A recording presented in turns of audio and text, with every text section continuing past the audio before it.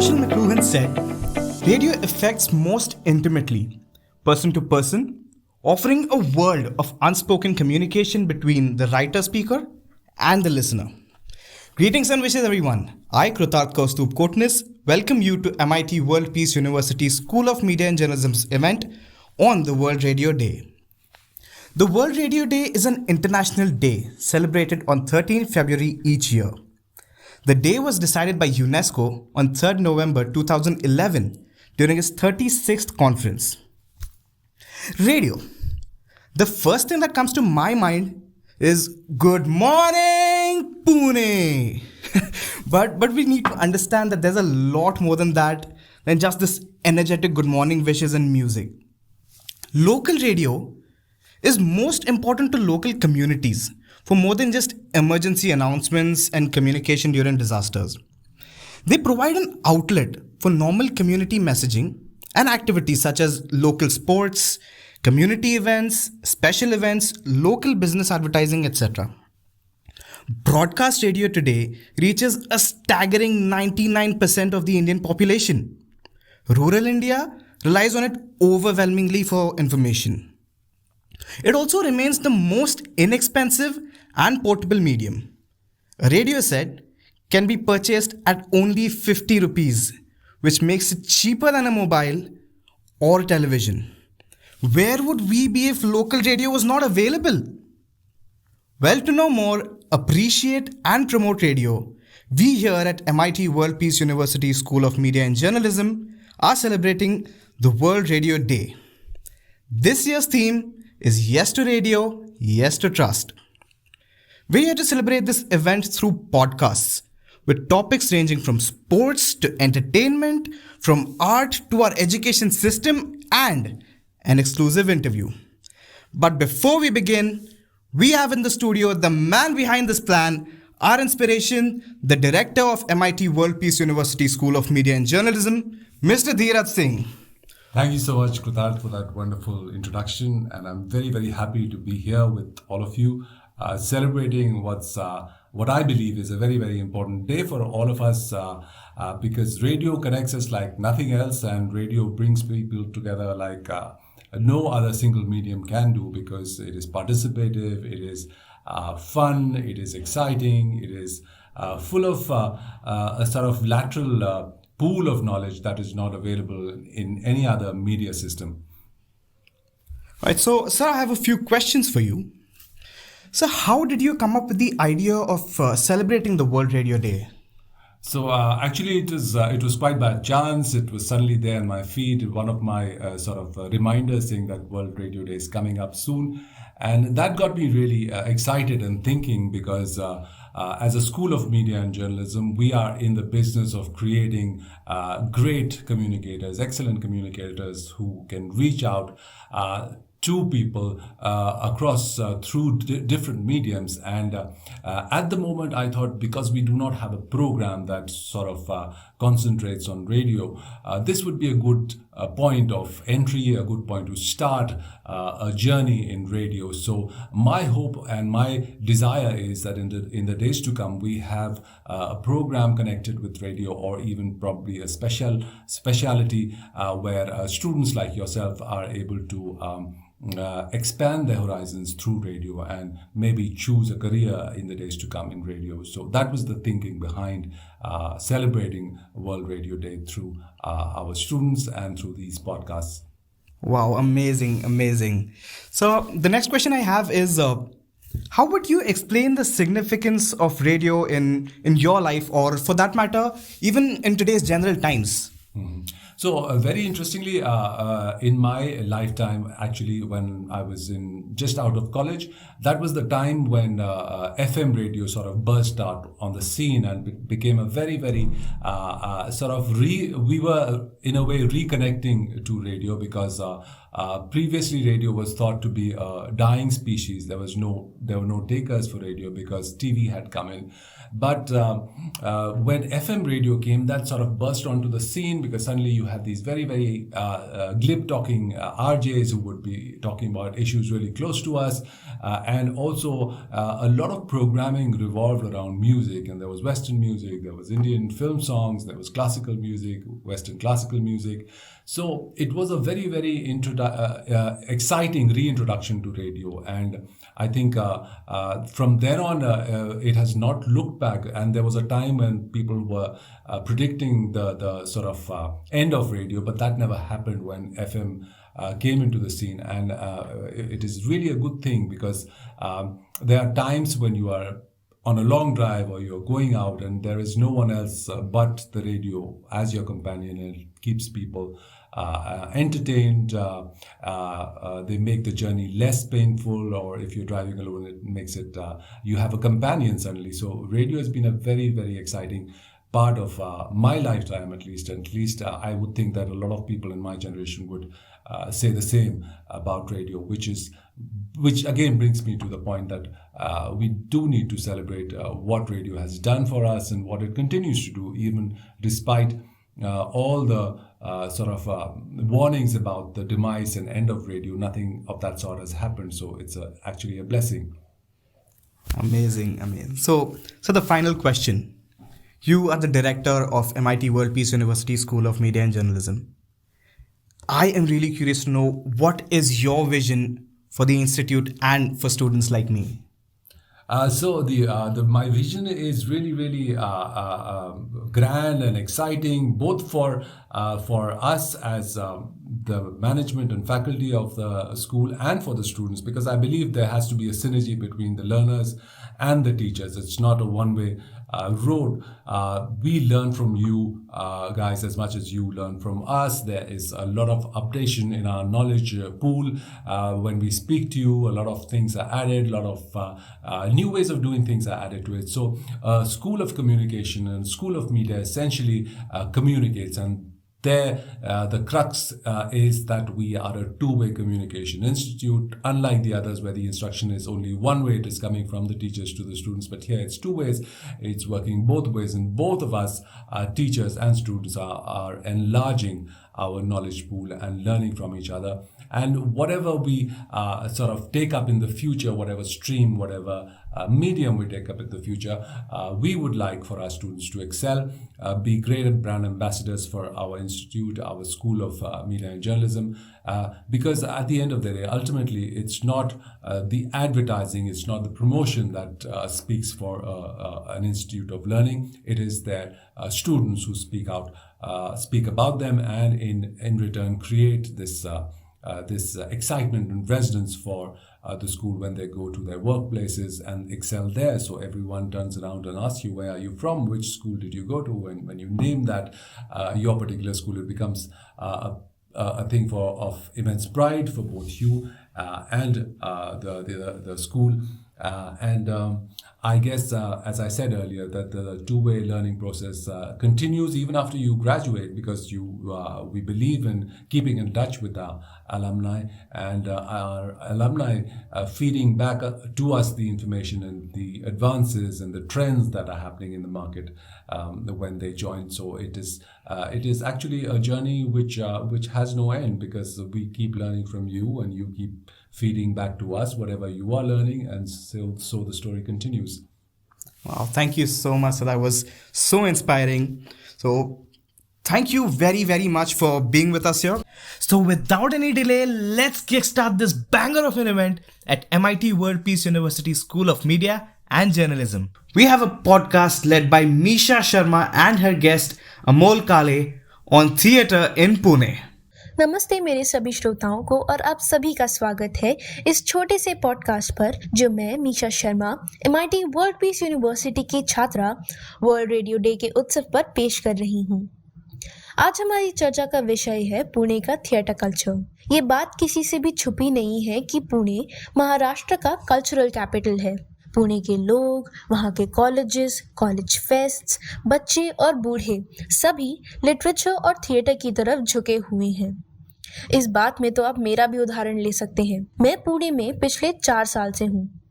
अभी तो मैं अपना मास्टर्स कर रही हूँ, पर मैं आई थी तब जब अपना बैचलर्स कर रही थी। मेरे पुणे में आने के कुछ समय बाद ही मैंने एक कॉलेज क्लब जो कल्चरल एक्टिविटीज करता था उसको ज्वाइन करा, जिसका नाम कलाकार था। हम लोग बहुत सारी कल्चरल एक्टिविटीज़ और गतिविधियों में शामिल हुआ करते थे।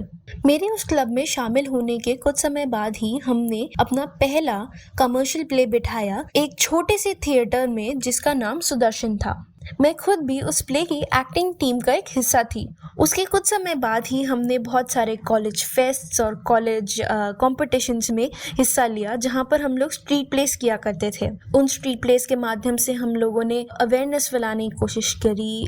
हमारा जो पॉइंट ऑफ व्यू था, हमारे ओपिनियंस थे, वो रखने की कोशिश करी और उसके कारण हम लोग बहुत सारे प्राइजेस भी जीते। हमने कुछ करंडक में भी हिस्सा लिया जहाँ पर हम जीत नहीं पाए पर हिस्सा लेना ज़्यादा इम्पोर्टेंट था। अब मानो या ना मानो, मेरे कुछ सबसे महत्वपूर्ण रिश्ते इस थिएटर के माध्यम से बने हैं। मैंने इसी थिएटर के वजह से कई अच्छे दोस्त बनाए, कई लोगों से मिली, बहुत एक्सपीरियंस गेन किया, बहुत हंसी मजाक किया, कई बार रोई और कई बार हंसी। और सबसे बड़ी बात तो ये है, मैं अपने बैचलर्स के बारे में जब भी सोचती हूँ मेरे जहन में सिर्फ और सिर्फ थिएटर प्रैक्टिसेस, वो रात रात भर जगना, यहाँ के लोग, वो एड्रेनलिन रश जब लोगों के सामने परफॉर्म करते हैं, दोस्त और पुणे आता है। मेरे जहन में पुणे का थिएटर कल्चर आता है।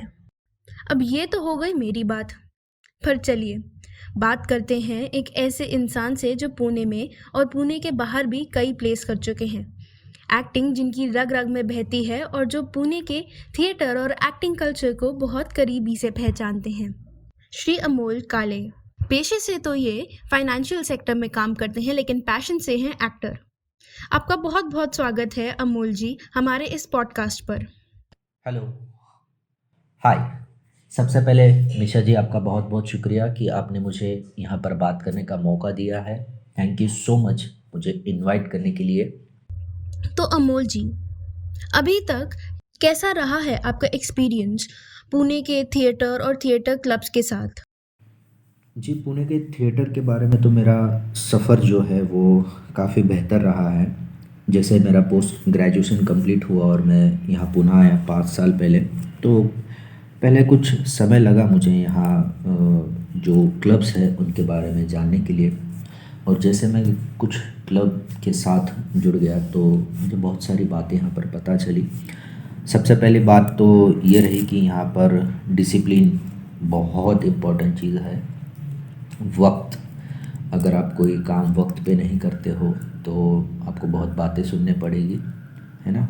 आर्टिस्ट की बहुत सारी रिस्पेक्ट है यहाँ पर, लेकिन आपको यहाँ पर डिसिप्लिन से रहना होगा तो ही यहाँ पर आप रह सकते हो, अदरवाइज़ यहाँ पर रहना बहुत मुश्किल है दोस्तों।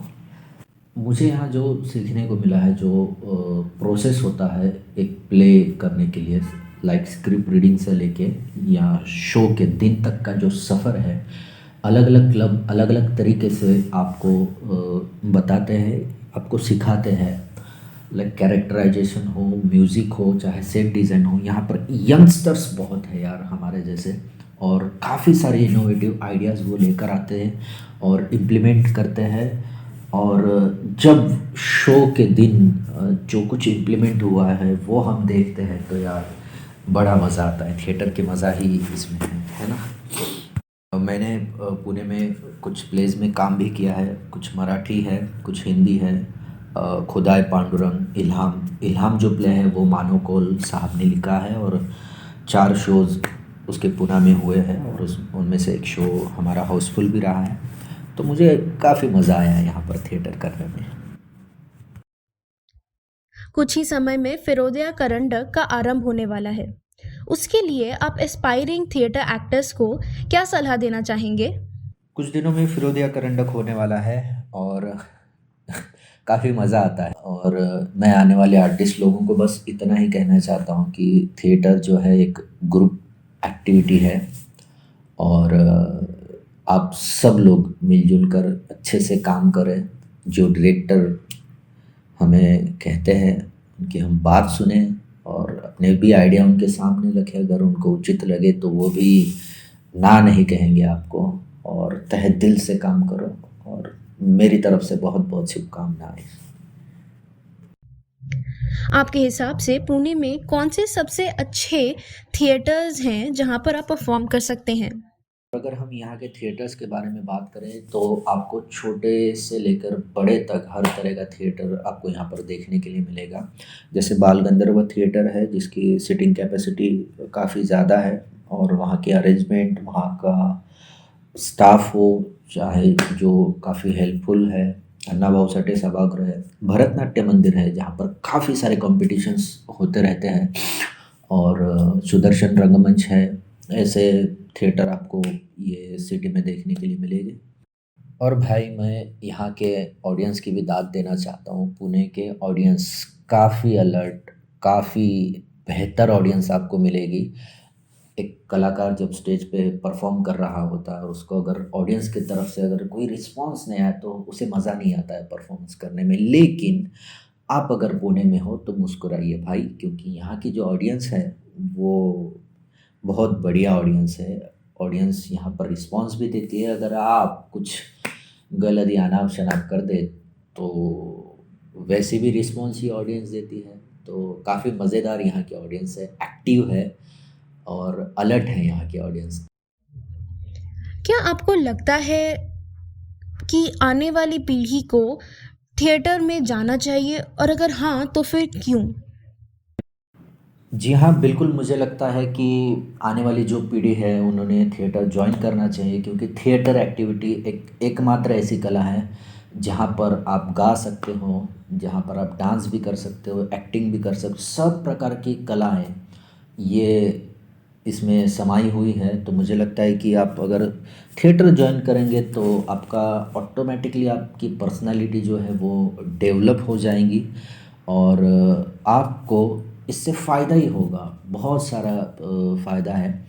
और जो नए एक्टर्स हैं उनके लिए मैं बस इतना ही कहना चाहता हूँ कि अगर आप कर रहे हो थिएटर तो दिल लगा के करो। प्रोफेशन और हॉबी एक अलग चीज़ है।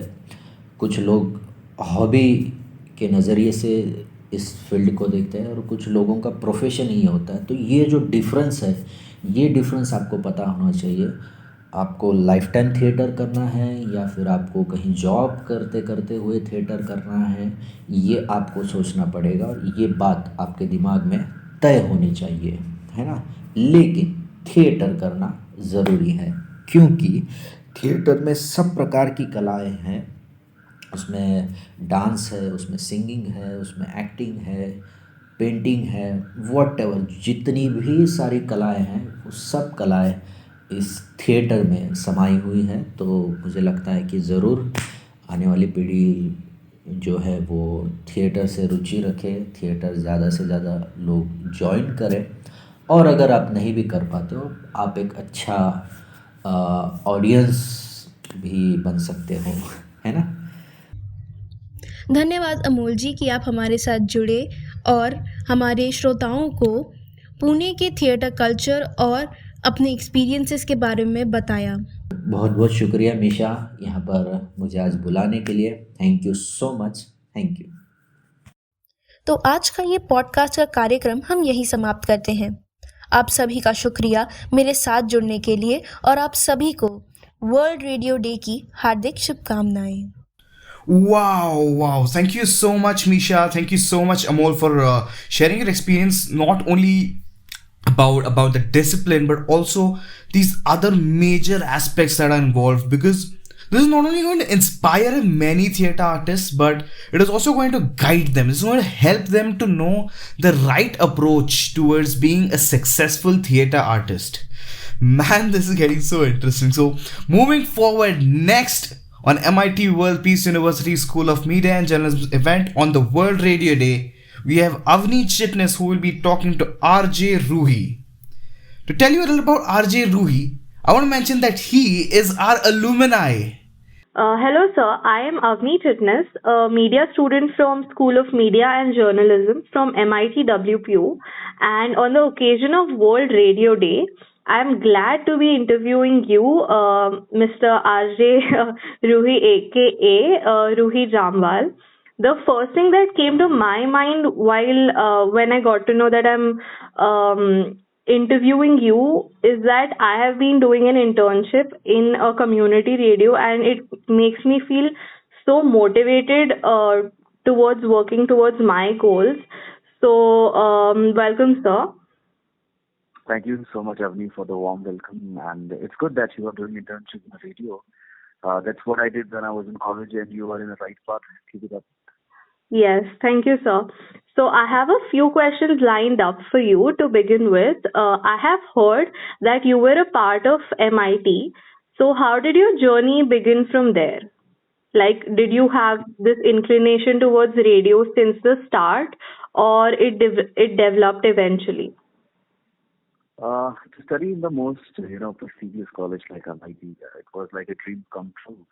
I still miss my classroom where we used to sit and make short films. And, I chose film and video and did post-graduation program from there. Radio was like always in me. Like I told you, I started early when I was in school. And when I first heard radio, my father basically is a great artist of all India radio. And मैंने बहुत radio सुना है उनसे Okay.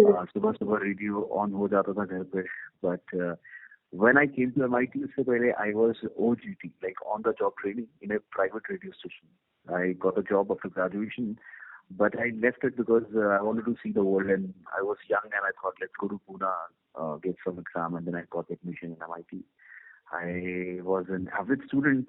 Exams का कोई pressure नहीं था but हाँ प्रैक्टिकली MIT में अपनी क्लासेस में बहुत ज़्यादा काम किया आवाज़ अच्छी थी बोलने का ढंग था सो मेरे प्रोफेसर्स को लगा कि ये लड़का अच्छे से बोलता है तो what an opportunity for the voice of भारतीय छात्र संसद होते हैं MIT में तो उनकी जो फिल्म्स बनती थी उस पर वॉइस ओवर दिया और एक्सपीरियंस मिला सो after finishing my post-graduation program, I shifted to Mumbai, started working with casting agencies, did casting for many television commercials, and बस उसके बाद तो चलते रहे.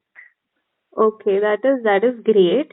And what were the challenges that you faced or even face till date? Challenges are the part and parcel of life. Without challenges, you cannot dwell in your life. You cannot succeed. So every day is a new challenge for me, and I have this attitude: challenge me, and I will do it. Hello. Hello. Yes, sir. Yeah. So I told you that I have this attitude, like challenge me and I will do it. So I never face any challenges, but yeah, challenges are the part and parcel of life. Very well said, sir. That is really motivating to face the challenges that are going to come my way. Also, I have heard that you have a show called JK919 in the evening. So, could you let our viewers and listeners know what all khurafati fun you do during this show? Right. So yeah, I do evening drive time show called JK919 in the Red FM. And when you are a radio jockey or show presenter, you have CLBs, like content link breakups. So उसके according we do show preps कि आज क्या हुआ है पूरा दिन क्या entertaining news है सिटी में क्या हो रहा है so that all comes in CLBs. फिर हम बोलते हैं गाने सुनाते हैं so my show CLBs entertainment information and a Dogri regional podcast that is my shows TRP. But radio में TRP नहीं होती है रेडियो का सेम न्यूज अपना हिसाब है IRS उसके अकॉर्डिंग पता चलता है सर्वे होता है. So yes, Dogri podcast, that's what I do, that's my show, and that's RJ's Rui's USP. So the whole podcast that you do is in the regional language only? In the regional language only. I do short stories sometime. I read bedtime stories. Okay. That is very innovative actually, because I have never heard these bedtime kind of stories being done in podcasts. Absolutely. वो grand parents अपने बच्चों को सुनाते थे छोटे जी. आजकल podcast के जमाने में लोग पॉडकास्ट सुन के सोते हैं. Absolutely. उसके बारे में बात करेंगे हम. जल्दी बात करेंगे. And also, how is the response for such shows or podcasts? Like nowadays, majority of the work depends on how the crowd reverts back. So has there been an incline or decline with the responses in the COVID era itself, for example? Yes, radio was and still some people's first choice.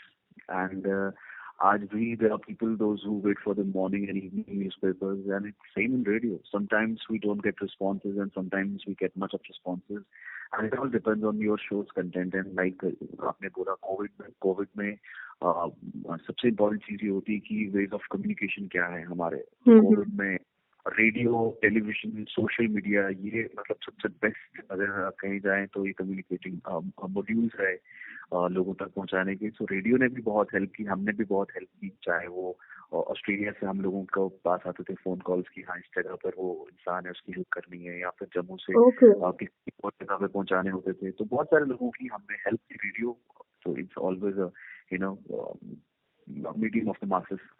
Right, that is great. And also, I have whenever I listen to radio, any kind of radio station, I have always heard and observed एक term use करते हैं sponsored by. So, what do you mean by this term in radio? Okay, the word sponsored by, ये actually एक technical word है, but the basic word says partners. The partners, the people who are facilitate. Actually, what happens is creativity, it's so different from routine work. When we talk about routine work, we know what we have to do in a day and how the day is going to be end. But what are my KRAs, like key responsible activities? What is the mission objective of the day, or what is the mission objective of the management? But when creativity comes in, when we are doing something different for the betterment of our product, for entertainment of our listeners, who we create new things like new products, mini products, we do some activity, some spike or some sparklers, or we do, some non-traditional way of revenue generation. So this traditional way of revenue generation, wherein we sell at very cost-effective rates, the idea to a client who actually appreciates the content of the activity. For example, right now, Red FM is doing India at 75. So actually, Red FM is celebrating 75 glorious years of India. Oh. Right? So, and its independence and what all achievements India has come out with. As an Indian, we are proud. But now, this is not a routine work. This is something very different. So, for a very different kind of people are involved, different kind of music is involved, very different kind of, production capabilities is required. But what we actually do is we create opportunities, and we then get into the clients who want to get the brands to get associated with such different kind of creative work. So the association costs something, because we are commercial radio stations, we have salary, so many things to do. So this is a non-traditional revenue. Sponsors means partners. So sponsor is a very old term now. We don't use in sponsors. Sponsors used to be in television radios before, but now we have started calling them partners, presenting partner, title partner, associate partner. So these are the different terms we use, not sponsors, because we want to have a win-win situation. We want to partner with the brand so that we both, like our product and the brand of the client, they both dwell on the success of the activity. Right. So, I think वो answer मिला होगा आपको। जी बिल्कुल बिल्कुल। Answer तो चीजें खत्म हो गई वो तो हाँ।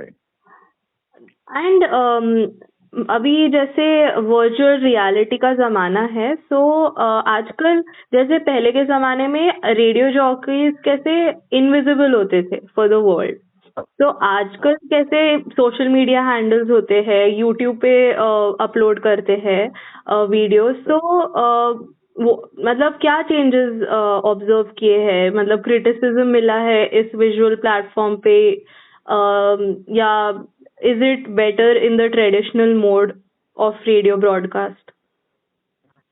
एक्चुअली आई टेल यू क्या होता है कि सोशल मीडिया आपको पता है आज की डेट में किंग है when it comes to radio listener attention. Otherwise अगर पॉडकास्ट की बात की जाए लाइक इंडिया आपको पता है has about as third largest podcast listening market in the world after China and the US, right? So क्या होता है कि much like radio podcast you can be in the background as you do your other work, but बात ये है कि अभी social media is the primary method on end of air for communicating with your audience. And हम radio listenership को improve कर सकते हैं by Twitter, Facebook, Instagram, and people will look for updates and content, post questions, and learn about you personally. It is important to post regularly to let audiences know you are around. And जैसे मैं अपने show के last में हमेशा कहता हूँ कि इस शो के बाद आप मुझसे कनेक्ट हो सकते हैं मेरे सोशल हाँ मीडिया हाँ, हैंडल्स ये तो बहुत बार सुना है। तो आई थिंक ये वो चीजें रहती है। अदरवाइज आपको पता है कि चैलेंजेस एंड क्रिटिसिज्म तो जो आपका लास्ट में था ना, उसमें ये है कि विजुअल प्लेटफॉर्म पे आजकल क्या है कि स्ट्रक्चर बिल्कुल सेम है। पहले क्या होता था कि हम लोगों के इंटरव्यूज करते थे, वी टेक इंटरव्यूज पीपल है ना ऑन रेडियो, लोग सुनते थे एंड लोग आज भी सुन रहे हैं। But because of YouTube and other visual platforms or maybe social handle, social media, हम RJs को social existence के लिए visually ज़्यादा आना पड़ता है and सबको आना पड़ता है। To be very frank है ना, criticism पहले का तो I don't know कि रेडियो सुनकर लोग क्या बोलते थे, but आज लोग वीडियोस के नीचे ट्रोल जरूर करते हैं, वो चाहे सेलिब्रिटीज को होंगे, चाहे वो आम आदमी होगा जो अपने व्यूज रखता है। तो यस, विजिबल वर्ल्ड के चैलेंजेस बहुत ज़्यादा है। ओके, मतलब इट इज चैलेंजेस ज्यादा है इसमें। हाँ, चैलेंजेस ज़्यादा बिकॉज क्या है कि मेरे फील्ड में या आपके फील्ड में, या कल को अगर आप किसी कॉर्पोरेट वर्ल्ड में जाते हैं या फिर चाहे अपने स्कूल, मतलब स्कूल से ही शुरू हो जाते हैं, कॉलेज में भी आते हैं, तो फिर हम देखते हैं कि कंपटीशन हमसे अच्छा कौन है। तो फिर कंपटीशन के लिए आज की डेट में हर एक इंसान यही चाहेगा कि अच्छा है, इसके कंटेंट में दम है तो मेरे कंटेंट में भी अच्छा होना चाहिए, अच्छा इसके इतने व्यूज आ रहे तो मेरे व्यूज आ रहे, तो वो कंपटीशन की बात आ जाती है फिर। हाँ, तो ये चीजें हैं, तो इस वजह से challenges. Okay. And thank you so much, sir, for your time and all the lovely experiences and views that you shared. And I'm sure it would have been as interesting for our listeners as it was for me. So thank you, sir. It was great having you. Well, thank you, Avni. Thank you, Ruhi. It's always so great to hear from our alumni, about their experience of the industry and how they went about it, because it really acts as a guiding light for many, many aspirants out there. Well, now moving on next, we have Chinmay Saman and Sanika Bhoite, who are going to be talking about a very interesting event that took place at MIT World Peace University School of Media and Journalism. And that was the Media Hackathon. Girls, over to you. Thank you very much, Prithad. I am Sanika Bhuite from FY BAJMC, and today, on the occasion of World Radio Day, we are here to talk about our very own and first media hackathon. I have with me my fellow classmate, Chinmay Savan. Chinmay, would you like to introduce yourself? Yes, thank you so much, Sanika. So my name is Chinmay Savan and I'm a first year BAJMC student. And it's a very great honor to be on this podcast with you. Thank you, Chinmay. So after a long pandemic, we were finally allowed to visit college and attend offline classes. So we were all very excited for this new journey to begin. How was your experience, Chinmay, about this process? I was extremely excited because this was the first time college was, starting, and we were all meeting as students, as classmates, because we had interacted in the past in our online classes. Yes. But this time it was going to be our first time to meet everybody and make connections. So we were, as it is, very excited. And then when the classes and the college started, our very own director introduced the media hackathon. So, and that was like cherry on the cake. That was exactly what we needed to jumpstart and, pump ourselves for the beginning of our years. Yeah. So I think you would agree with the point that we were all confused about what a hackathon exactly is, right? In the beginning of the college. Exactly. Like, it was something we had never heard of. Like, hackathon is not something which is used in, media field. So this was just the first time, even for our college. So everybody was very confused. And then our director obviously told us and explained us what the hackathon is. Yeah. So the theme was the event was to think, strategize, and solve. So I think this was very needed for us to start our journey, right? Yeah, exactly. Like, in simple words, the hackathon was an event based on, enabling us to find solutions to some very, very tricky problems in communication and in our industry as media. So it was something that, gave us industry exposure, and it was intended to give us practice for the industry. Right, right. I agree with you. And along with that, I think it was like so many different people in a room. It would be a rumble of ideas or solutions in a room, right? So everyone would think differently and would come up with different solutions. Yes, absolutely. It was like there's a saying that too many cooks spoil a broth. But in the case of hackathon, we were supposed to take all these ideas, then strategically plan the entire solution and then present it. And I think, that was a task that was, it was more of, team building and understanding the communication and being professional while you're performing your task. Right. And with that, we were given real life problems. Like they were not some hypothetical problems that we were given. Yes, exactly. My personal experience, my problem, like the team I was working with, our problem was a PR company's problem. Like it was based on PR. So that was the moment when I realized that, I am good at, public relations and maybe some marketing. So that's, you understand your strengths and your weaknesses. Right. You understand what you're actually good at. Right. So along with all these things, what do you think was the main objective of our school to, conduct this hackathon? Yes. So, well, specifically media, we can't rely on just the curriculum, the academics, and the books. Right. We have to think out of the box. We have to we have to put ourselves in situations where we can apply our practical knowledge. Correct. So the media hackathon, I think it was the best possible way to actually see and to actually put ourselves out there and see how we work in pressure, in less time, and with teams that have people from all sorts of backgrounds. Right. I think along with that, they also tested our creative thinking skills and problem solving skills. Yeah. Where do we stand according to them and for us as well? Yeah, yes, I totally agree with that. And it was like we had to very critically analyze every single thing, every single aspect of the problem, and we had to treat it as it was an actual problem, and we were there in the position of authority to solve it. Right. So they basically gave us a platform, right? Exactly. They gave us a platform, and we got to interact with our seniors, with our faculty members also at times. Right. And we learned a lot. As an FY student, I learned a lot from my seniors. I was interacting with master students who obviously knew more than me, and it was such an insightful and such a learning experience for me. I totally agree with you. I learned so much in a week of time, like in such a short period of time. I could come up with ideas. I could work with different people. I could understand my own strengths and weaknesses. So it was a very good learning process overall. So now talking about our faculties, how do you think they helped you in this process?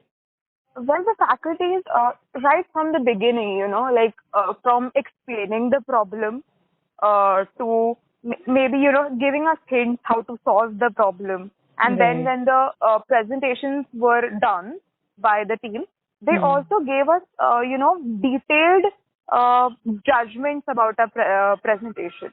They gave us criticism, but that was like constructive criticism. They told us what our faults were. And we all know that the world out there is harsh. And our faculty was, they gave us practical judgments about our team and presentations. So we learned a lot from I totally agree with you with this.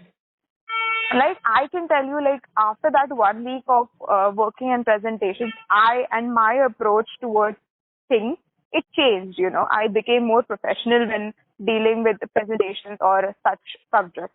Right. And we actually came to know how the world works in this field. Like we were new to this field. We were new to college life. So it really helped us to, get to know the world in a better manner, I think. Exactly, because like we were just out of school, freshly out of school, and Yes, industry, well, not even industry, we were not even familiar with the college. So then, exactly. Due to getting the it, pandemic and all. exactly, getting exposure to an industry like atmosphere, such a professional atmosphere, it was a very big thing because it made us aware of several things, and I think it was great. And I think none of us had thought that we would get to meet our seniors so soon. Like, we were just hoping to at least meet our classmates first. But then we Exactly. got to work with even MA students, right? Exactly, exactly. Like seniors, they obviously know more, and in the course of those presentations, also they told us about all the other things also that were going on in the background. Like Right, right. some were making films, and that gave us inspiration that I can make a film. I have a story, and I can make a film. And this was Yes. like a great opportunity to interact and learn from a senior. It was even good to meet our own classmates finally Exactly, after after admission process and everything, after 6 to 7 months of online college. absolutely. So now at the end, they also, pushed us to win prizes. They put their like first, second, and third position. So it also encouraged us to, be in the race and work for it. So I think Exactly. everyone gave their best to win those prizes, I think. Yeah, I mean, like when you put a price to something, obviously the student or the person, the individual is going to work hard towards achieving success. So, Right. the prizes they gave us all motivation to work hard every single day, come there and put our best effort. And at the end, when we got the prizes, the ones who got them, they were highly motivated. Yes, That like you, Chinmay. Yeah, I got a third prize and I was so happy because like this was like we all need academic validation, I think. We do, we do. Yes. And this is exactly what we needed, I guess, to, pump start everything. Like, okay, I can do this and I'm going to do this. Yes. It's like a motivation and it's just great. Okay, our team didn't win any prize, but we were surely, in the process, like, yeah, we should win at least third place or second place maybe. So we were like working hard for those 3, 4 days. Exactly. And like even though we did not or we got it, like that didn't matter at the end. The Yeah, yeah. process was what, every student was looking forward to it. To And like learn, to give their best out there. exactly. And when this the whole process ended and when we concluded our presentation, Hmm. everybody was left with an empty feeling that we need this back. We need, Yeah. everybody was waiting for next year when this would happen Yes, again. yes, right. And everyone was looking forward to meet again and work again together. Exactly. And it wasn't just about fun for any of the students. Students were like actually learning a lot. They were actually getting exposure. They were actually, performing their best academically. I totally agree with this. So that was all for our podcast. Thank you, Chinmay, for taking out time and coming here with me for this podcast. Whoa, that was another banger of an event. I remember how fun, informative, and exciting that event was, and how it brought us one step closer to being in the industry. So, ladies and gentlemen, next on MIT World Peace University School of Media and Journalism's event on the World Radio Day, we have Animesh Chaturvedi and Sake Panjwani, who will be talking on something that is very, very interesting and informative, and something that is quite new and different to the Indian television industry. Boys, over to you. 1400. इतना बड़ा number किसका है ये number और क्या है ये? साकिब, ये नंबर है स्टार्टअप्स का एज पर जनवरी 10 2022 इंडिया में. इसका मतलब ये है कि जनवरी 10 2022 तक इंडिया में 61,400 स्टार्टअप्स रिकॉर्ड हुए हैं. ये तो काफी बड़ा नंबर है और काफी अच्छी बात है. ये काफी अच्छी बात भी है और इससे पता चल रहा है कि भारत जैसे देश में स्टार्टअप्स की एक बहुत बड़ी और नई लहर आ रही है और इस लहर के साथ ही आया है एक नया शो। स्टार्टअप के बारे में हाँ, जो शो आया है वो है शार्क टैंक इंडिया, राइट? बिल्कुल, शार्क टैंक इंडिया। ये एक नया शो है और आज मैं हूं आपका host Animesh Chaturvedi with my co host and colleague Saqib Panjwani. और आज हम बात करने वाले हैं इसी शो के बारे में। तो साकिब, सबसे पहले हम बात कर लेते हैं शो के गुड एस्पेक्ट्स की, या फिर हम बोल सकते हैं जो इस शो में पॉजिटिव साइड्स हैं। तो मेरे को तो एक ही चीज बहुत अच्छी लगती है कि जैसे कि अनिमेश आपने बोला कि स्टार्टअप की एक नई लहर आ गई है, तो हर घर में एक एंटरप्रेन्योर तो है आज। तो ये हाँ, शो उसी को प्रमोट कर रहा है, और मेरे को सबसे अच्छी बात ये लगती है कि दूसरे रियलिटी शो जो आ रहे हैं जिसमें लड़ाई झगड़े ड्रामा है, उससे हटके कुछ इंडिया में इस बार आया है, तो मुझे ये बात बड़ी अच्छी लगती है इसकी। और मुझे ये भी बहुत अच्छी लगती है बात कि इंडिया जैसी ऑडियंस को ऐसा शो देखने में कोई प्रॉब्लम नहीं हो रही है और हर एज ग्रुप के लोग इस शो को देख रहे हैं। तो सबसे पहले बात कर लेते हैं कि ये शो एक बहुत इंपॉर्टेंट चीज लेके आता है, वो है इग्नाइटिंग अ कॉन्वर्जेशन। साकिब, आपके हिसाब से ये क्या है? बेसिकली इग्नाइटिंग अ कॉन्वर्जेशन, ये शो हर डिनर टेबल पे, हर एक जगह पे एक ऐसा बन गया है कि इसके बारे में हर जगह चर्चा चल रही है कि हाँ, अब हर इंसान को लग रहा है कि वो एक बिजनेस कर सकता है बिकॉज ऑफ दिस शो। तो हम आसान भाषा में ये कह सकते हैं कि ये शो प्रोत्साहन देता है आपको एक 9 to 5 जॉब को छोड़ के एक अपना खुद का बड़ा छोटा बिजनेस स्टार्ट करने के लिए। बिल्कुल, बिल्कुल। और साकिब, मेरे हिसाब से मुझे लगता है कि ये शो, जैसा कि हमने अभी जस्ट बात करी, ये शो इंस्पायर तो करता ही है, बट आई थिंक ये हम जैसे यूथ को एजुकेट भी करता है। और इस शो के वजह से लोगों को स्टार्टअप्स के बारे में पता चल रहा है और स्टार्टअप में क्या चीजें होती हैं, क्या थियोरेटिकल टर्मिनोलॉजीज होती हैं, ये शो उसको बहुत आसान बना देता है।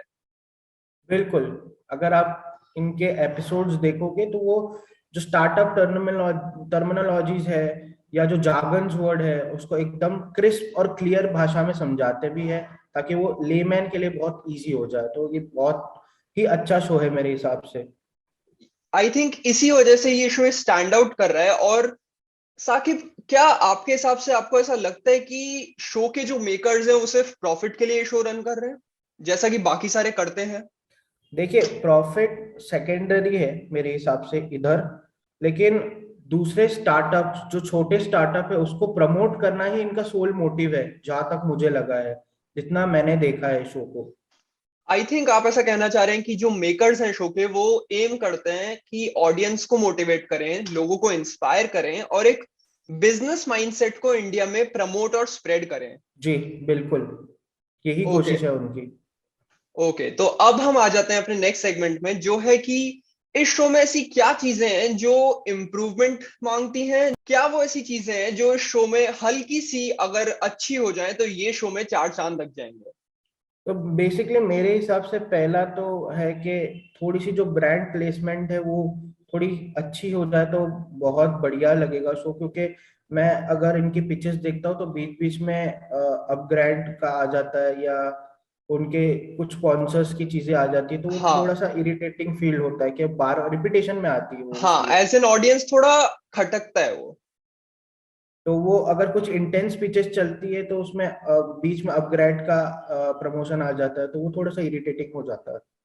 हाँ, और मुझे ये भी लगता है कि अगर मैं 1 या 2 करोड़ की डील क्रैक करके आ रहा हूँ तो मुझे फ्लिपकार्ट का एक कूपन क्यों दिया जा रहा है? हाँ, ये मुझे भी ऐसा लगता है कि ये थोड़ा सा मुझे वो खटकता तो है हाँ, ऑडियंस को। तो मजाक से हटकर हम ये बोल सकते हैं कि इस शो में स्पॉन्सर प्लेसमेंट की और ब्रांड इंटीग्रेशन की बहुत वीक पॉइंट है, या फिर उनको थोड़ा सा इस चीज को देखने की जरूरत है, अपना नजरिया बदलने की जरूरत है, जिससे ऑडियंस को वो थोड़ा अजीब ना लगे। बिल्कुल, बिल्कुल, थोड़ा सा ब्रांड प्लेसमेंट और ब्रांड इंटीग्रेशन की थोड़ा सा इम्प्रूवमेंट की जरूरत है, बस।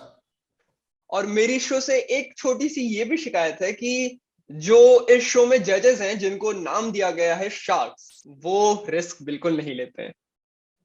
कुछ कुछ शार्क्स हैं जो बिल्कुल रिस्क नहीं लेते, लेकिन मुझे लगता है आने वाले सीजन जो आएंगे उसमें हमें बहुत बेटर चीजें देखने मिलेगी। और तो हम इस शो से बहुत उम्मीद कर सकते हैं। बहुत ज्यादा मुझे तो लगता है कि ये शो से स्टार्टअप कल्चर और ज्यादा बढ़ेगा इंडिया में। हाँ, और अगर आपने उम्मीद की बात कर ही ली है तो अब हम बात कर लेते हैं the future of shark tank India. तो साकिब, आपके हिसाब से आपको क्या लगता है, ये शो ऊपर और ही ऊपर जाएगा? मुझे लगता है कि जैसे स्टार्टअप की लहर इंडिया में तो पहले से थी, बस रिकॉग्नाइज नहीं हुई थी। इस हाँ। शो के थ्रू वो रिकॉग्नाइज भी हो गई है। हाँ। तो जैसे कि ये शो में इतने सारे स्टार्टअप ने रजिस्टर किया था, मोर देन 60,000 बिजनेसेस वर रजिस्टर्ड। तो मुझे हम्म। लगता है आने वाला जो सीजन आएगा उसमें जो जो इस बार रजिस्टर नहीं कर पाए वो अगले शो में भी रजिस्ट्रेशन देंगे अपना। तो मुझे लगता है ये शो ऊपर जाएगा फॉर तो श्योर। तो आपके हिसाब से अगले सीजन में और बड़ा नंबर हमें देखने को मिल सकता है पार्टिसिपेशन में? बिल्कुल बिल्कुल, और अच्छे आइडियाज और स्टार्टअप्स भी देखने मिलेंगे। ओके, तो सीजन 2 से आप बहुत ज्यादा एक्सपेक्ट कर रहे हैं, मैं ये समझ सकता हूँ। बिल्कुल, मैं तो वेट भी कर रहा हूँ उसी का।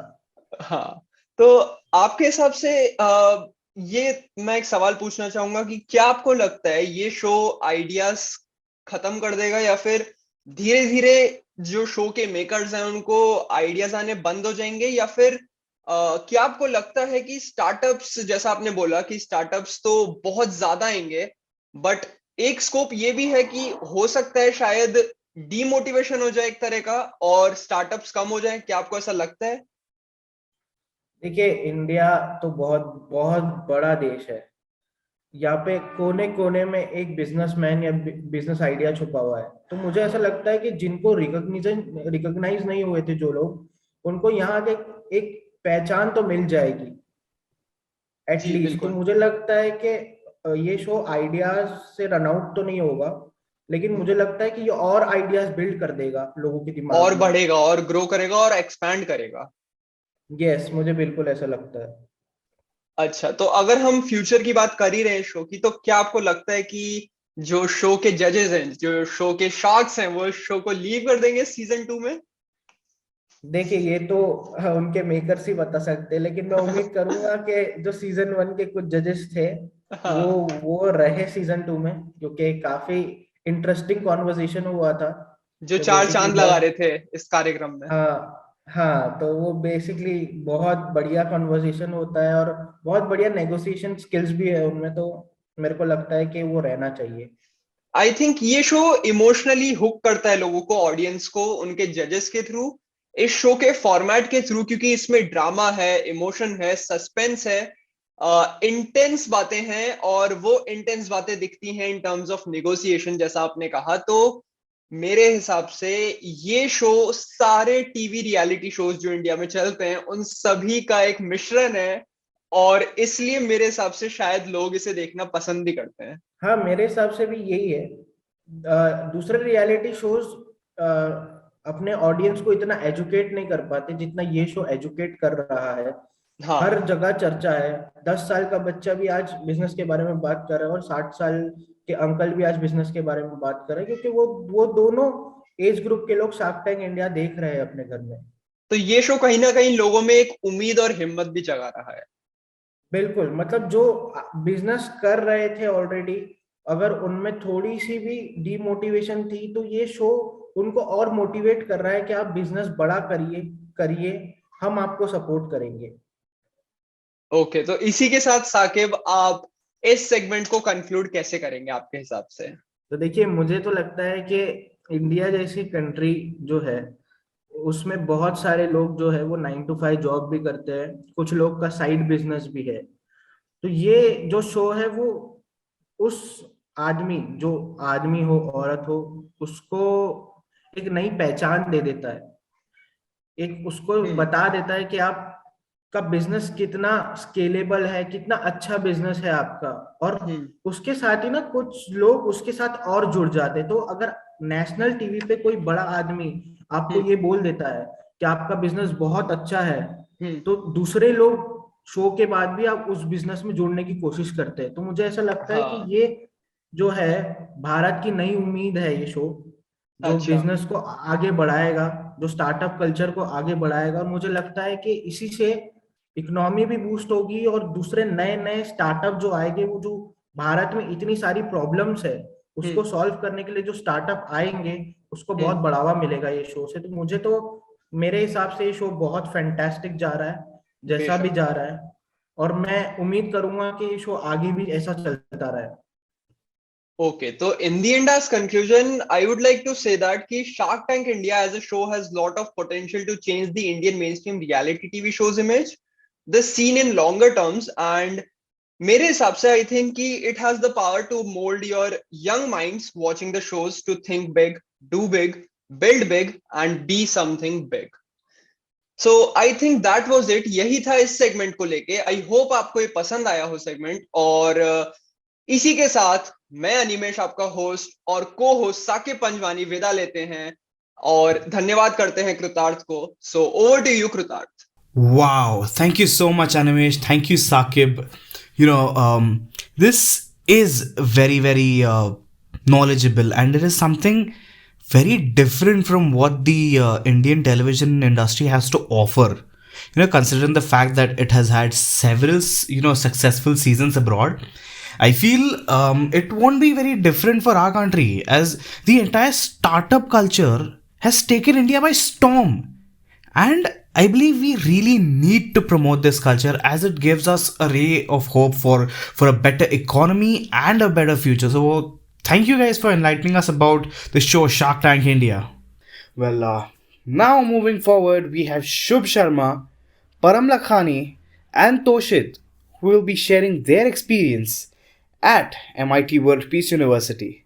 Greeting everyone. On the occasion of World Radio Day, we, the students of MIT World Peace University, are doing a podcast sharing our experiences at the college. So, with me, I have Param Lakhani and Toshit Paleval. It's truly an honor to be in your presence, gentlemen. And I hope this is a fun discussion. So, Param, can you share your experiences in the college? My experience in college has been amazing. It was great to see all our teachers and our batchmates in offline mode. We could finally see their faces who we have been just seeing through Zoom online screens. It was a great feeling to meet all of them. And obviously, offline teaching has a better impact as compared to online. So it was great being in campus, looking at what all we had just imagined as what an ideal college life would have been. So when MIT announced that they are opening their campuses for offline colleges, we were really happy and were looking forward to attend these classes. Sure, it was a great experience being with you in same class too. And I remember we were hostel mates too, the three of us. So, Toshit, what about you? How was your experience? My experience was pretty similar to what just Param said, but I would like to add two points to it. First, I really like the infrastructure of MIT, especially the Doom. It has this very unique appearance to it, which caught my eye when I first entered into the campus of MIT. And secondly, I really like the faculty, to be honest. I like the way they teach you, the technique of why and why not. Talking about the faculty too, how was your relationship with the faculty? How was the teaching methods for you? What you feel the faculty was like and what it could be? I guess the faculty was pretty empathetic towards teaching, even in the online mode. They understand our shortcomings and tried their best to help us overcome them. They knew that there was obviously offline class has a different feel. You get to know that whether the student has understood the topic or not. But they ensured that all of us were very comfortable in offline and online mode. And they made sure that we did our best in our exams and learned whatever they were teaching. Yeah, the most important thing that I really liked about teaching technique of the faculty is how they use visualization to broaden the horizon of that child. the reason behind every question, the question how it is answered, and of course, and also Shubh, what about you? We have been talking about just two of us. What about you? What about your experience? Okay, so about my experience, it was fantastic. Although I came a bit late in MIT, I really enjoyed it there. Everyone was pretty friendly, and especially the one of the best thing was the views, the sights. MIT College, it's really awesome. Okay, since all three of us are from different places, how was your experience coming to Pune, Param? Pune has always been my dream city, as I always said to everybody. And it was really good to come down over here, though I've been studying over here since last 4 years, but it was in a very secluded place of the city. So I was really looking forward to come down to the city and look around places which I've always dreamed of. For example, the Ferguson College Road, then all those palaces, all those vadas which were present in Pune. It was great to have a look at them live and see what actually our heritage is. Awesome, Param. So, Toshit, you are from Bhopal too, right? How was your Right. experience coming to Pune? Well, I always knew Pune as a cultural hub, but to see that in front of my eyes was an experience like no other. I really love the weather, first of all, and the most important thing is misal pav. It's the best. No, nothing can beat it. Nothing.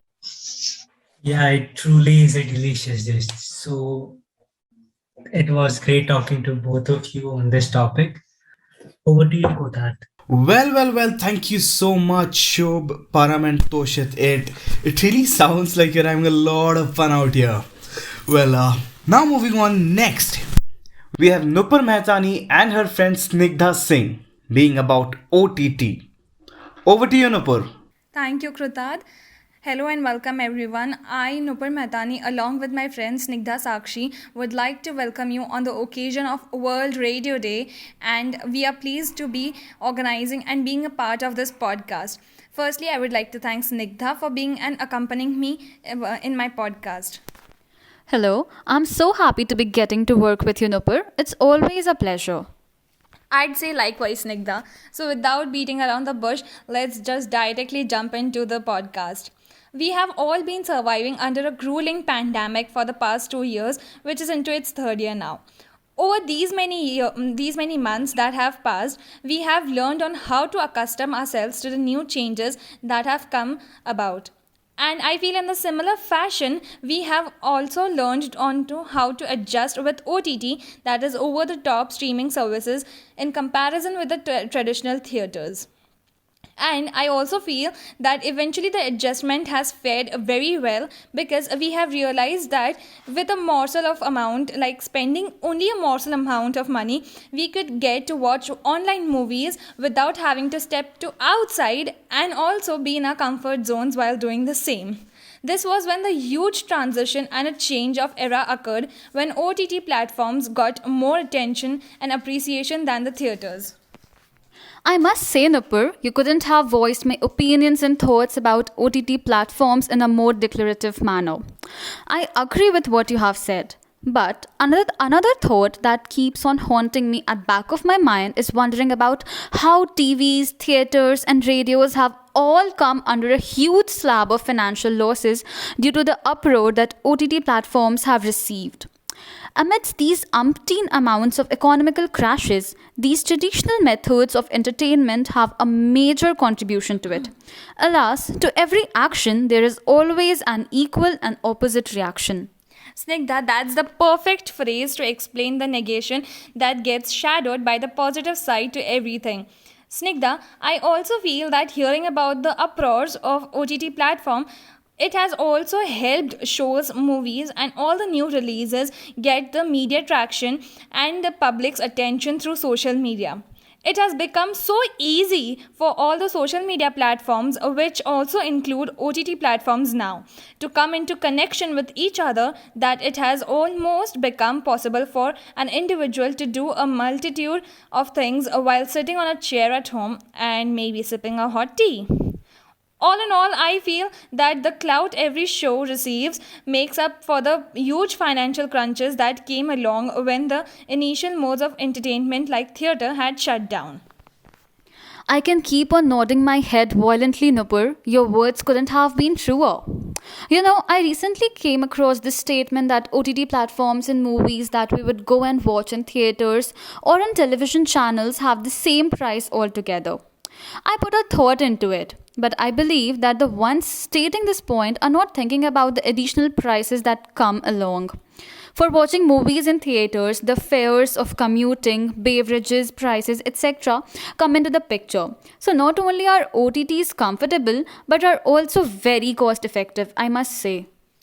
I agree to that, Snigdha, but I think it would be very unfair if we don't talk about the impact of OTT platforms on a child or a youth generation's mental and physical health. What do you feel about it?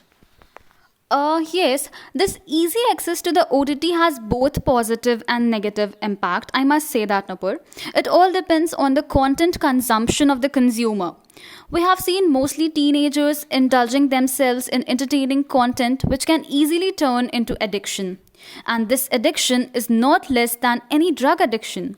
When not provided with this, teenagers are observed to have major mood swings, tantrums, crankiness. And due to these, people, mainly the youth generation, aren't able to focus on their studies and mental and physical health as well. These platforms have sort of started becoming obstacles now.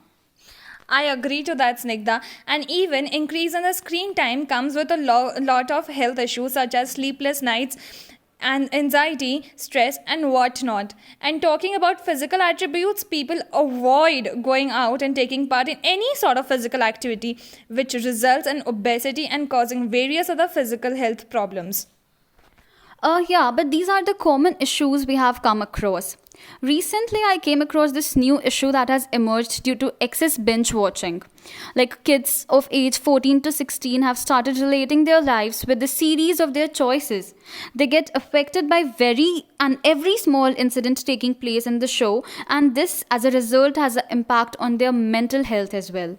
I feel excess binge watching is the new disease that our society needs to fight with. I so agree with that. But you know what, Snigdha? I feel everything has an advantage and a disadvantage of its own. And it is on a consumer, like it is on us, what we utilize and how we utilize that. Uh, yes, Nupur, exactly. Thank you for listening. And also, exactly. So, on today's podcast, we might have spoken a bit too much about OTT platforms along with their benefits and how these profits are befitting the economy still. Yes, Nigda. So, on this note, I would like to end our podcast and I would like to thank you once again, as well as Krutat and other authorities for making us and making us a part of this podcast. Thank you. Thank you so much, everyone. And over to you, Krutat, now. Well, thank you, Nuppar. Thank you, Snigdha. It was a really very interesting to hear about your inputs about the merits and the demerits of OTT, and mainly addressing the addiction aspect. Because it is a very serious issue that needs to be addressed. Now moving forward, on MIT World Peace University School of Media and Journalism's event on the World Radio Day, we have Karishma Patwa, who's going to be interviewing another very special guest, RJ Shrikant Iyer. Hello, Namaste, Sasriyakal, Salam to all the people hearing us. Today, I, Karishma Patwa, on behalf of MIT School of Media and Journalism, is here on the glorious occasion of World Radio Day with the most gripping podcast that you all will surely love to hear. Now it's time to roll out the red carpet for our eminent guest corner, Mr. Shrikant Iyer. He has been a profound sound engineer and a producer at Radio 1 94.3 FM since 9 legit years. Also, he has been worked with Radio City 91.1 and many other reputed media institutes. Also, he belongs to our most beloved city, City of Pride, Pune. So I wholeheartedly welcome you on our podcast.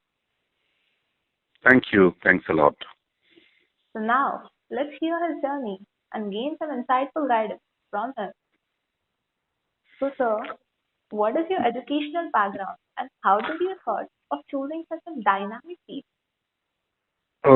My educational background is a little bit bizarre, I can say, because when I was doing my studies, people did not hear about sound engineering, what is sound, what is done. It was altogether a new career, and it was also somewhat difficult for me to actually decide whether I really want to do it or not, because I was also not knowing and nobody was there to guide us, because this is a this was a very new thing as a career. But then we decided, including my parents, they backed me up. I came to Mumbai. I did my diploma in sound engineering from University of Mumbai after 12th. Then, with after graduation, I did masters in mass communication. I also did my postgraduate diploma in mass communication, and then the journey is going on from there. Oh, that's such an amazing journey, actually. Uh, so, what were the challenges that you faced in this journey of yours? Pardon? What were the challenges that you faced in this journey? Uh, uh, to be very clear, uh, a person coming from outside, from a small place, coming to Mumbai, knowing people, so adjusting with the big city, coming from the small city, definitely somewhere was a challenge. And then deciding whether, because sound engineering at that particular point of time was little bit uncertain career, because apart from film industry there was nothing much to do, but that was the time when FM industry was also growing up. So I decided to get into FM industry, and then with in different cities. I worked in Rajasthan also. I worked in Delhi. I worked in Mumbai. Now I'm in Pune. But the initial few years were little bit jerky, because uh, it was new to us also. It was new for people also. So we were not knowing how to proceed. So there were no people to guide us actually. Very true, actually. Yes. So, according to you, what are the skills you feel like are needed to become a sound engineer? The first and the foremost important thing is a good ear, about sound, how you need to recognize different sound, how to actually judge them, how to mix them, how to actually create a tone. You should be a little bit knowing music also, because if you are knowing music, then it becomes um, an advantage. Yeah, yeah, definitely. It's a very big advantage if you are knowing music, because it helps a lot while recording, mixing, and mastering. So that's the basic thing which is needed for being a sound engineer. Okay. So, in this journey of yours, what was the most memorable incident you had during this journey? Um, mm, See, I worked in film industry also, and working with some of the stars as a sound engineer was definitely recording likes of Shankar Mahadevan, Asha Bhosle ji, Sonu Nigam ji, doing live concerts with them. So all these things are very memorable thing. Doing live concerts with Shivamani, the drummer, the India's number one drummer, yeah, definitely. So all these are very memorable memories, memorable moments, which I'll always cherish with me. Oh, great. That would be always a thrilling experience for every one of us. Yes, yes, yes, yes, yes. It's always very good working with all these legends. Yeah. So, what are your favorite hobbies or the mood buster for you? See, nowadays probably my hobbies are a little bit changing. I've started consuming a lot of content, because sometimes I feel that everybody is creating content, so there should be somebody, or there should be some people who are consuming those contents. So definitely, I really like to go through a lot of different kind of contents, also create them, definitely being into media, so that's my primary thing or primary job which I need to do. Apart from that, definitely sports. I love sports. I love swimming. I love singing also. And apart from that, I can say that I'm reliving my childhood with my 5-year-old daughter. Oh, that's such sweet. Uh, so, as many people are still not aware about this field, as this is new for much people. Yeah, many people. This is still new. I know that. Yes. Apart from big cities, people still don't know what is sound engineering. Um, So, would you like to share some of the experience for to our audience? Like, what is it Uh, basically? see, it's all about learning. It's all about working. It's all about gaining the experience. Because definitely, I personally feel that textbook will give you the base of each and everything, but you need to build on that particular base which is given to the students in college through your experiences, through learning, through assisting. You really need to assist good people so that uh, you can learn things from them. They will not teach you, they will work. You'll have to observe each and everything what they are doing, and you have to ask them. You have to ask all your queries that, okay, fine, if something is done, why this is being done? And if something is not being done, why this is not being done? Or is there any alternate route, or this thing can be done in a different manner or not? So there are a lot many nitty-gritties in almost all the profession. I'm just not telling about sound. So assisting people, learning from them, observing good content creators, good sound engineers, attending as much as live concerts or studio sessions, or at the time of production, pre-production, and production, being the part of that particular unit and learning, it's very important. So my uh, tip, or probably what I really want to say is, say it, the moment you're out of the college, or in fact when you're in college also, start searching for internships under good people, good professionals, or good companies, so that it will give you a good prospect or a new prospect of what you are studying and how to apply it practically into the field. So this is what my mantra was, and this is what I pass on to each and everybody. This would really be an this would really be an appreciating thing for all of us to learn from this. Thank you. So, what do you think about the future of this field? Um, See, there is a lot of future because the internet and the 4G and 5G and the new software which are coming in. Because when I started, we used to do all the recordings on hardwares.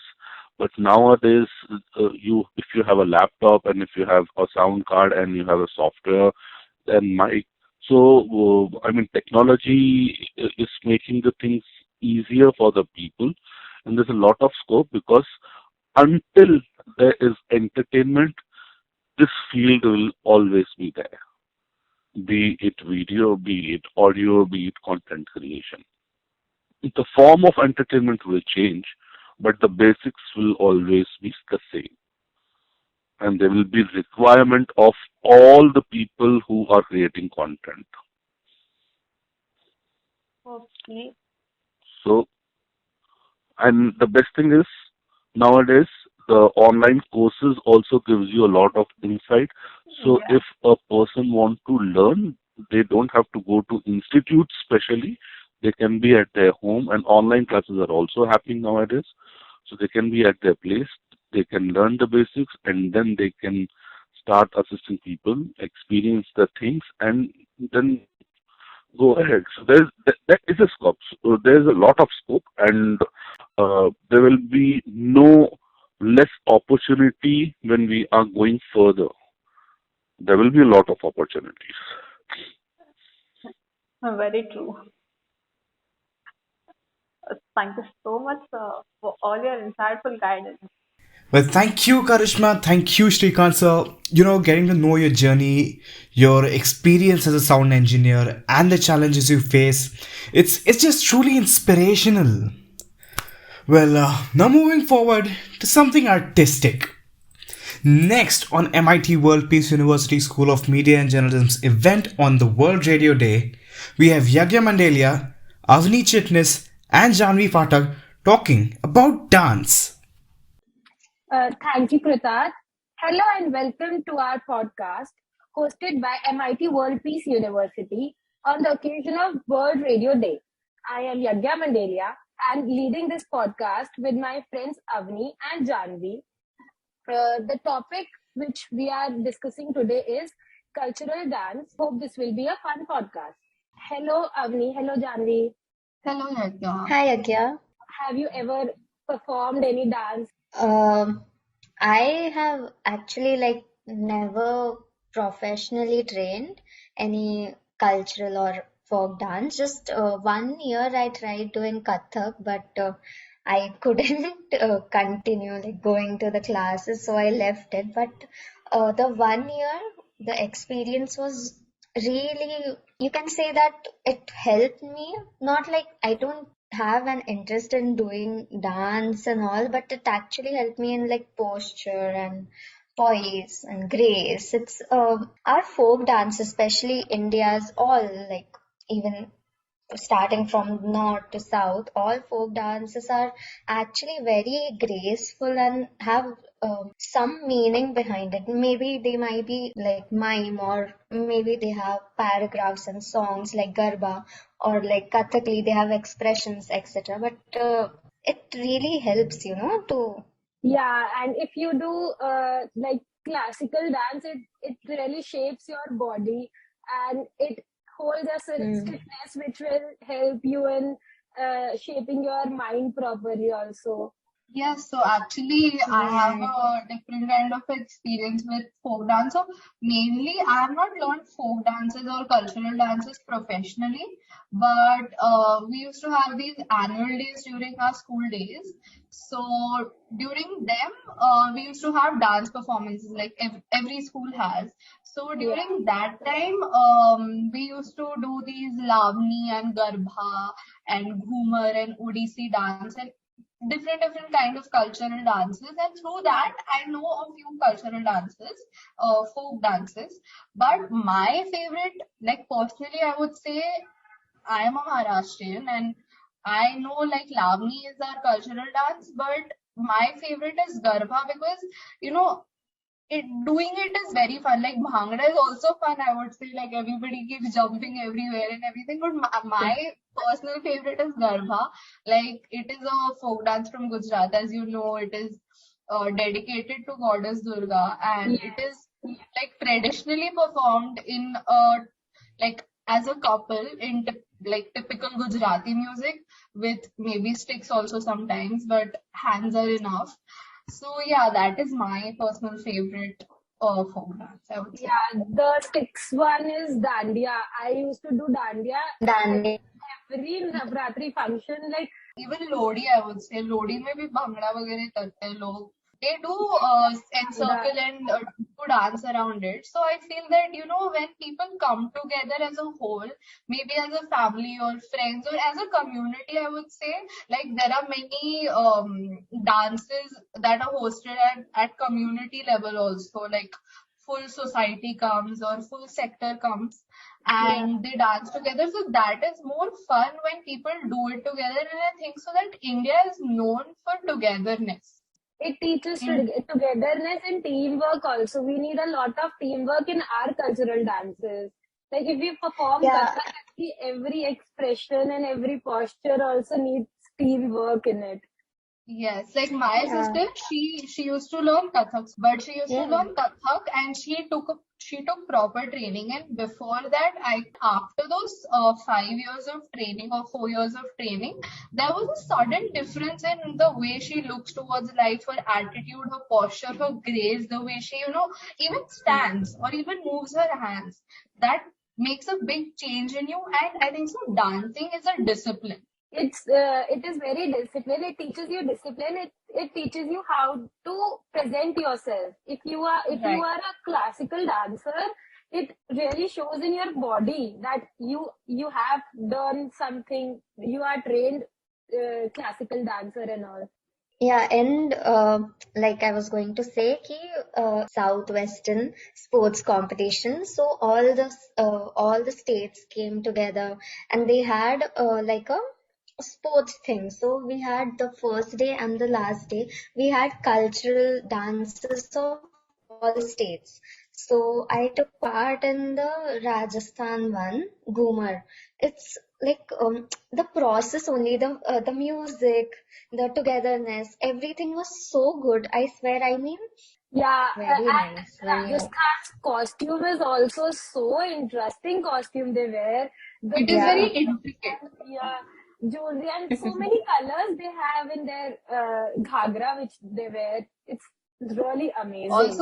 I would like to share this experience. In my sixth standard or fifth standard, if I'm not wrong, we had this annual day, as I said before. We had to present a cultural dance with a Bollywood modern twist to it. So we were dancing to some Bollywood song, which I don't remember now, and we had the concept of Radha and Krishna, and Okay. we had this normal garba and a modern twist to it. So it was originally modern garba, I would say. Fusion That kind is of the thing. something. Fusion, right. So I remember I was Krishna, though I was a girl. I was Krishna. I was dressed up as Krishna because Krishna की कमी थी अभी सब girls ही थे वहाँ पे. So, but it was such a good experience. Like those 2 months practicing the whole dance and learning something Yes. that you present. So that is one thing that stays with you. So I think so that is one thing like about Indian folk dance is that it stays with you. Like अगर हम किसी Yeah, the Bumuro Bumuro song also in that also Yeah, there yeah. was the Kashmiri dance.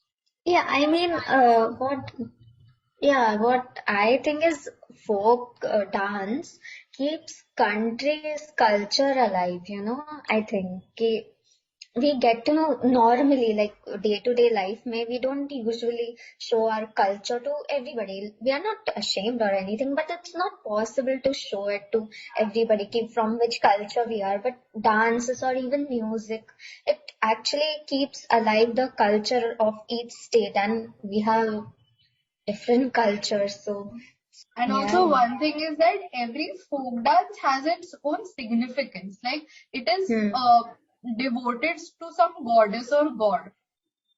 It's not So compulsory like that like not compulsory, but it is originated from when the god and goddesses used to perform.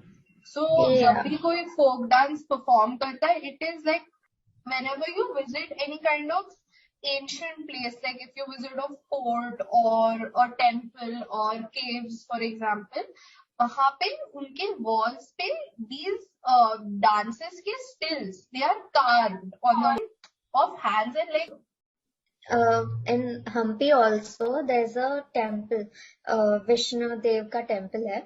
So there was a not a statue, like a carving of a girl, and she was dancing. And when we asked ki, what is the story behind it, it was Bharatnatyam ke koi to steps which they used to perform for the king during that time, and so it has a lot of history behind it. It's not. yeah, historical buildings only we can find these dances and carved things. It's so special. It feels so special. right, and they take their tradition and culture with them, and they modernize. Like It was nice talking to you, Janvi and Avni. Thank you for sharing your beautiful experiences. Hope everybody learned something about Indian dance and Indian culture through this podcast. Thank you. Handing over to Kritarth again. Ooh, dance! One of the most beautiful forms of art which involves a lot of grace, as mentioned earlier. Thank you, Yagya, Avni, and Janvi, for sharing your inputs on this, beautiful form of art known as dance, especially the different forms of dance, the Indian classic and then the Kathak. It was just really interesting listening to you all. Well, moving forward, next on MIT World Peace University School of Media and Journalism event on the World Radio Day, we have Coleman D'Souza who's going to be talking about cricket. Over to you, Coleman. Hello and welcome everyone. Today is World Radio Day, and on this occasion, I, Coleman D'Souza, would be leading a podcast wherein I would be speaking about the Indian cricket team. So, from the past few months, the Indian cricket team has been in news for a couple of reasons. For the fact that the Indian cricket team had given a very fragile and substantial performance in the T20 World Cup, which was held last year in Dubai, and also for the fact that Team India gave another fragile performance versus South Africa on their home turf. But the news that was a matter of discussion, the news that became a subject for debates, subject for giving out opinions, was the news that Virat Kohli will no more be the captain of Team India in regards to all formats. Followed after that was Rohit Sharma, who was appointed as the next captain who would lead the team. So in today's podcast, I would be giving my personal opinions, what I felt. For starters, I believe that there are three reasons why Virat Kohli was triggered to step down. Number one, the fact that Ravi Shastri left. We all knew that Ravi Shastri and Virat Kohli shared an incredible bond. They really had a very good relationship between them. In fact, Ravi Shastri was a great fan of Virat Kohli, and to be precise enough, whenever there was any opportunity for Ravi Shastri, he always used to, in front of the press, he always used to appreciate Virat Kohli. He always used to give his opinion and tell how Virat Kohli as a player, as an individual, how he's important for the club as a captain. But since we all know that Ravi Shastri wouldn't continue as the head coach of Indian cricket team, since we all knew that Ravi Shastri wouldn't renew his contract, so what followed after that was Ravi Shastri leaving the team, and after Ravi Shastri, Rahul took over. Now, for those who don't know about Rahul, has coached the youth team of in Indian cricket team. Under his tenure, the under 19 Indian cricket team won World Cup. Rahul Dravid had experience as a coach, but the fact that it always happens, it is quite normal that whenever a new coach comes, the coach comes up with new ideas. The coach sees the game in different perspective. There's a very new atmosphere in dressing room, and there's a change. According to the change, one person has to take decision, right? So this is my opinion that since the appointment of Rahul Dravid, Virat Kohli took the decision of not being a captain, not being the captain under Rahul Dravid's tenure as a coach.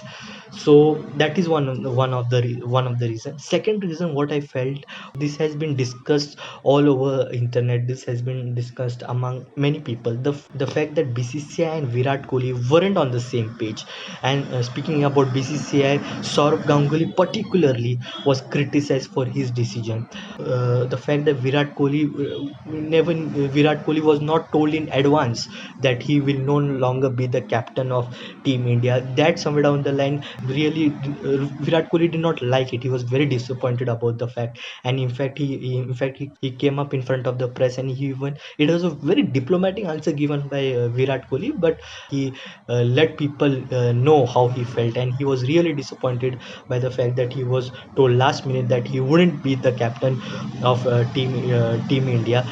Then again, on other hand, you have BCCI, you have Saurav Ganguly in particularly, who has come in front of the press and said, no, we have mentioned it to Virat Kohli earlier. We consulted him, and Virat Kohli was saying something, Saurav Ganguly was saying something, BCCI was saying something. So the fact that BCCI and Virat Kohli weren't on the same page, uh, you could clearly make out, and maybe this may be one of the reasons why Virat Kohli took the decision of stepping down as the captain. Third reason is that Virat Kohli has been very important player for Team India. In fact, as a captain also, his records are very good. Under Virat Kohli's captaincy, India played 95 games, won 65 games, and lost 27 out of them. So his record as a captain also is very good. It's not that disappointing also. So again, a player like Virat Kohli with such massive fan following, with such a huge influence on the team and influencing the upcoming generations, player like Virat Kohli, somewhere down the line, when like these things happen with a player like Virat Kohli, I think he just felt that his ethics are being compromised here. His self belief, his fact that he was not being consulted before taking any decision. This somewhere down the line hurted him, and this somewhere down the line made him feel that his ethics have been compromised, and that is the reason ethics for to have been giving so much importance to the word ethics, because as a player, for you, your ethics is more important. It is something which you always are devoted towards. We all know, we all have seen on the pitch how Virat Kohli, his ethics are everything. Whenever if he feels that there's been a compromise in terms of his ethics, by he has always confronted it. He has always given his clarification. His personality itself shows that he's a person who gives importance to his ethics. So to conclude, I could say that now what has happened, and these 2 years in fact are very crucial for Indian cricket team. This year in October you have another T20 World Cup, and then you have the ODI World Cup next year. So these 2 years are very essential for the Indian cricket team, and I believe and I hope that BCCI take correct decisions, take the required decisions, and not and by in fact by consulting everyone. Even if Virat Kohli is not a captain, but he's with his experience and all, he can contribute. Because of his experience, he can contribute a lot, and all the important stakeholders should be consulted, and we should look forward. And yeah, that's it from my side. Thank you everyone. Bye. Well, thank you, Coleman. Cricket, indeed, it is a very, very interesting topic, and it is very close to hearts of to many Indians. And calling this sport the heart of our country wouldn't really be wrong. So, thank you, Coleman, for your insight on the Indian cricket team, especially after such major changes have been made in the team. Wow, so moving on next, on MIT World Peace University School of Media and Journalism's event on the World Radio Day, we have another very special guest with us, Mr. Gopal Aute, who is the retired deputy director at All India Radio, who will be enlightening us about his experience and insight about radio. Over to you, sir. I'm so happy that World Peace University, MIT Institute, is celebrating World Radio Day, and a few of my student friends have decided to have some important podcast about radio. Radio is a very old companion of humanity. Marshall McLuhan's name you must have heard. He said once upon a time that radio is a friend of world tribals. He described it as a global drum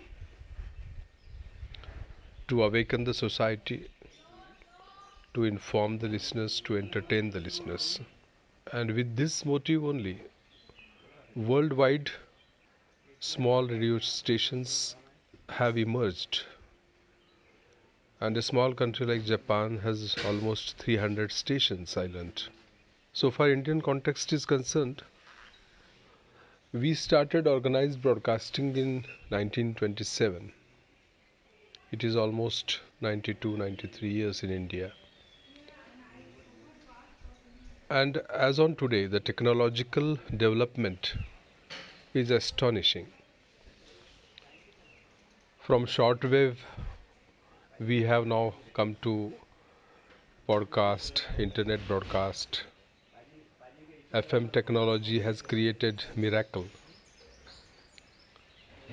A country like India still have only 400 stations, which is comparatively very less considering other countries. It's our general feeling that whether radio is listened to or not. And sometimes a question is asked, who listens to radio? Same questions were asked earlier also, whenever there was a turning point for media. During 27, when the radio came, people felt what is the need and what is the context, what is the utility of newspaper.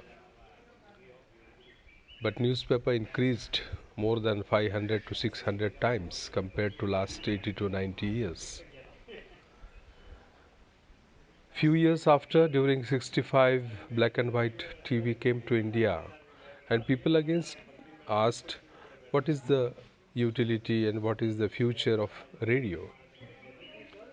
But still, from 4 to 400, this is the qualitative and quantitative growth of radio when we keep that question in our mind, who listens to radio. The time went ahead in 1993 when we signed on GATT agreements. More than 100 channels, including private channels and including government channels, started entertaining you, and as described by Anthony Smith, it was a bedroom invasion in a way. Media started to tell you what you should use. Media advertisement started to guide you what small things you should have in your home. That is why it was described as bedroom invasion of media. Why I'm telling all these things? That even during last 90 to 100 years, with so many changes and with so many turning points, radio survived, and in every media, other media also survived. Let it be print, let it be black and white TV, which became color TV and all that. It shows every medium has its own strength. With that it survives. So far radio is concerned, on the day today when world is celebrating World Radio Day, three things you can just understand the strength of radio, the unique selling point of radio. Cost effective. It is so cheap and you hardly need much money to maintain that facility in your home.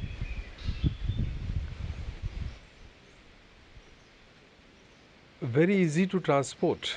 The radio set can be transported anywhere from hut in the hilly area to the palace and to the five-star hotels. As you can understand today, it is so popular in the car.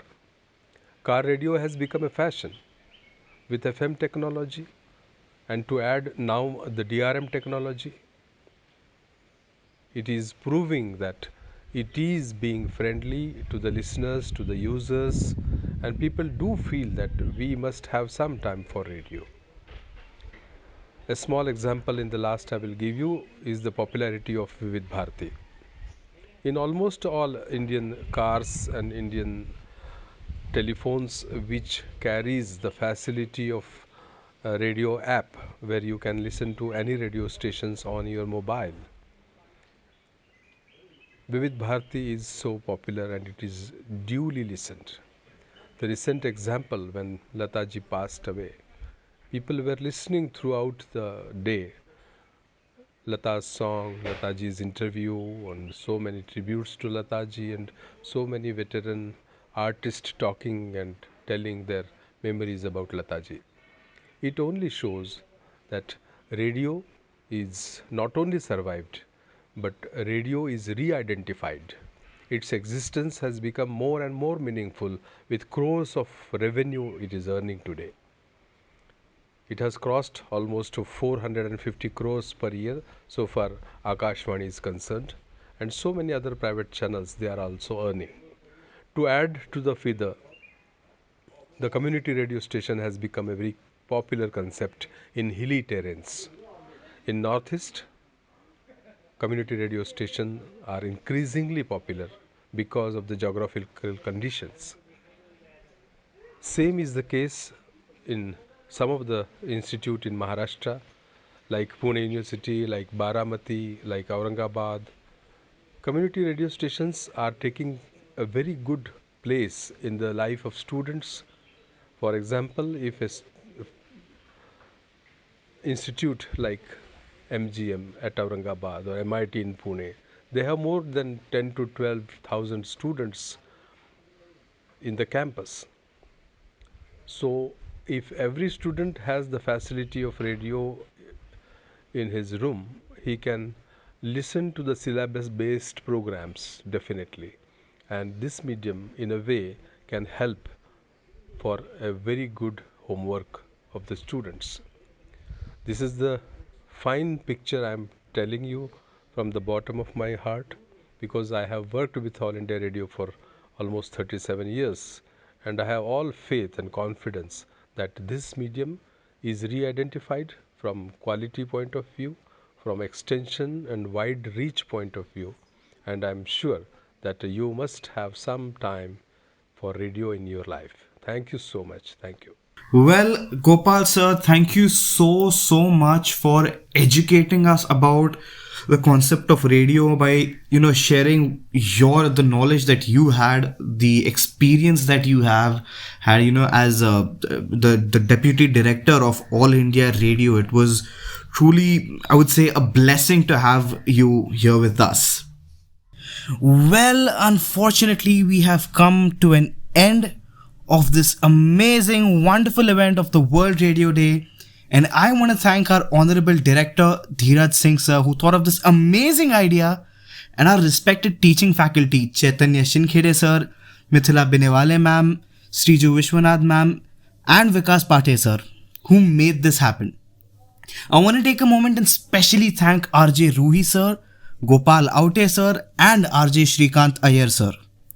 A big thanks to all the participant and the editor, Shri Undale, for coming with such amazing content.